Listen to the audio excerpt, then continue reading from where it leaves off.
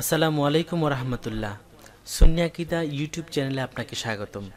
আজকে আমাদের প্রশ্ন হচ্ছে, আধা মিনিটে কোন আমল দ্বারা ৭০,০০০ ফেরেশতা সারাদিন গুনাহ মাফের জন্য দোয়া করতে থাকে? চলুন উত্তরটা জেনে নেই। নবী করিম সাল্লাল্লাহু আলাইহি ওয়াসাল্লাম ইরশাদ করেছেন, যে ব্যক্তি সকালে ৩ বার আউযুবিল্লাহিস সামিউল আলিম মিনাশ শাইতানির রাজিম পরে সূরা হাশরের ৩টি আয়াত একবার পাঠ করবে, আল্লাহ তাআলা তার জন্য ৭০,০০০ ফেরেশতা সারা দিনের জন্য নিয়োগ করে দেবেন। যে ৭০,০০০ ফেরেশতা ওই বান্দার গুনাহ মাফের জন্য আল্লাহর দরবারে দোয়া করতে থাকবেন, এবং ওই দিন যদি এই ব্যক্তি মৃত্যুবরণ করেন তাহলে তাকে শহীদ হিসাবে গণ্য করা হবে। সুবহানাল্লাহ।